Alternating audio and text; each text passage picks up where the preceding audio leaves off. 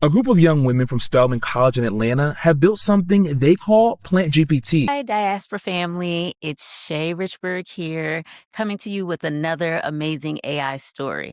But before we jump in, don't forget to download your ADNC app so you can check out amazing stories just like this one on the app. All right. So previously, if you've seen any of the other videos that I've created, I've been talking about how AI has been taking from humans. But now I want to share an amazing story on how AI is actually helping individuals and society overall with a big problem. So the story starts out with two young ladies who attend Spelman University in Atlanta, and they have created AI that can make your plants literally tell you what it needs. Yes, ladies and gentlemen. So your plants will now be speaking to you and explaining what it needs, where it needs to go, and what it needs to help, advance. So I think this is amazing. So the two young women, their vision is just beyond helping you grow your plants.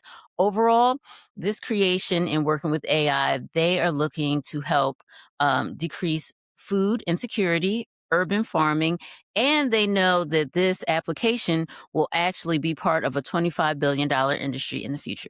So without further ado, let's jump right in and let me show you the video. If plants could talk, what would they say? The highlight intensity is burning my delicate foliage. While it may sound far-fetched, that Victorian voice you just heard is a plant actually talking. Finally, some attention from binaural softness. A group of young women from Spelman College in Atlanta have built something they call Plant GPT. We collect data using sensors, and this data gets sent to our LLM, Llama, which generates tailored care recommendations. These recommendations are then sent to a Python text-to-speech library, which convert the text to speech. Okay, so that was a great introduction to this story. So we're going to dive in a little deeper and I'm going to explain a little bit more on what's going on here. So as I just stated, we have two researchers who attend Spelman University in Atlanta, and they're part of their innovation lab. And they've spent 3 years working on this project that they call Plant GPT, just like Chat GPT. And so this is how it works. Essentially, they put sensors to collect real-time information from a plant.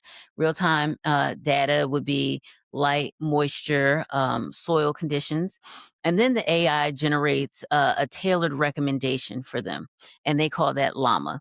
So then the AI takes the text and changes that into a spoken language. It's actually pretty amazing. I saw that video and I took this personally because I'm one of these people out here that do a great disservice to some of my plants. And we really have to be mindful of plants and herbs that we're gardening. They're so important. And so a device like this would be so instrumental for me, and I'm sure so many of us out here who want and need our plants in our homes. And so I love how the girls actually broke down a little bit more as to why this is so important. Because I understand everyone does not plant, everybody does not have a green thumb, but it's really important. It goes much further than just Shay's plant or anybody else's plant in their house. So I'm going to explain this. Why this matters is because they've researched that 8 in 10 households actually have gardened in 2024. And I'm assuming that that number may have gone up in the recent years. And nearly 50% of those gardeners are beginners. So unfortunately for the plants and the herbs that they're gardening, I think that means that it didn't work out that well, like most novices surrounding gardening, right? Some of the best gardeners I know literally have been doing this when they were young with their parents, and now they're older and, they're phenomenal. But not all of us, had that experience. And so we're trying to just get in the game. And in getting in the game, we don't want to sacrifice the plants and herbs that we're trying to grow. So they actually called out Gen Z plant owners actually have a higher pool of things not going correctly for them. People are more invested in growing plants and herbs, but it just doesn't seem to be working out that well for them.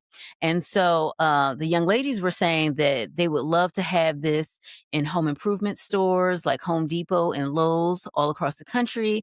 And they'd also like to help small farmers and urban gardeners in different communities. So why does this, affect us? what does this really mean?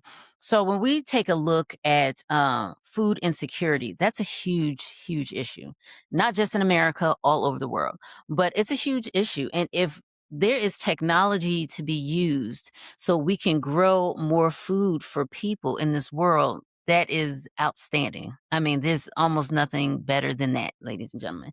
So having this AI product that would increase food growth is amazing. That right there is what we need, hands down. So what's important for us to remember is that um, food poverty issues, it's not just someone who's in poverty. Food poverty issues is actually technology access. It's actually an issue of land access, and it's knowledge accessibility. So all of those are actually roped together as these ladies created Plant GPT. And so I have a few takeaways for you. I think the story is really good. And so 3 things that I want you to walk away with after hearing this. Okay, the first thing, we must support our HBCUs. I'm not saying every Black American needs to go to a HBCU. You have, a choice to go anywhere you want, but it's important for so many, to support a HBCU. And you don't even have to go to a HBCU to necessarily support it, but in this article, we've seen that they are really doing amazing work. They're working on life-changing projects, and we need a lot of future inventors to be in those labs, be part of those labs. And so we have to continue supporting those environments that are cranking out amazing innovations like this. So yes, please always consider supporting a HBCU and their innovations.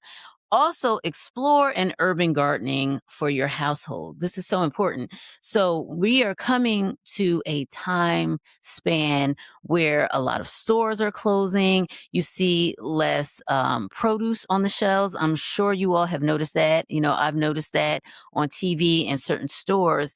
And so it's important for you to be able to garden. It's important for you to control, the health and the food that's going into your system. It is so important. And so as we are seeing, as they call food deserts all over America, where there aren't enough grocery stores, there's not enough access to food, in particular, the foods that we need for our bodies, the produce, the fruits, the vegetables, people are turning to growing them. Okay. And that's something that I really encourage, because I want the best for everyone in this world. I have to say, that's why I'm up here, talking about these stories with you guys.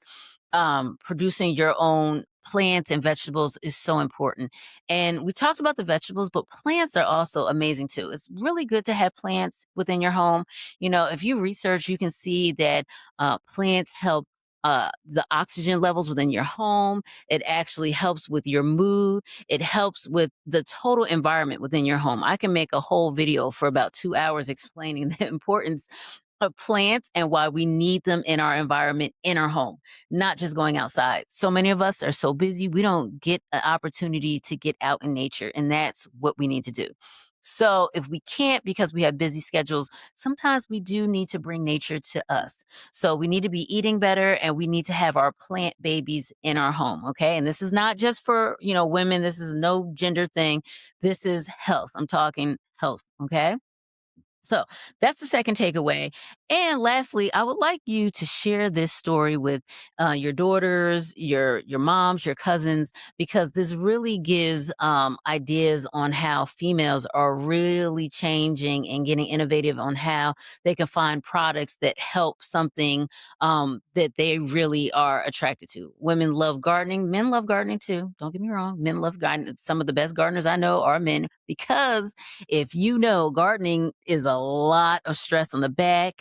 It's really, really heavy labor. So it's for both men and women, but it's something that I think would encourage young females to, get involved in learning more about AI and learning how they can create and help, products for their home life and in society altogether. So if you like this video, please like down below. And don't forget to go to SheaRichburg.com. We have Pivot to Power Network there, where we have like-minded individuals And like this story about how leaders need to come together, how we need to work with AI and create situations like this to help ourselves and the world in general. We also have Future Path AI, which is a AI agentic platform, which helps people connect their skills with the right careers. So, ladies and gentlemen, it has been wonderful talking with you today. I'm so excited because this has been an encouraging and enlightening video. And I hope it enlightens all of you guys to think about how you're going to work with AI and change the world. Okay, until next time, talk to you later. Bye.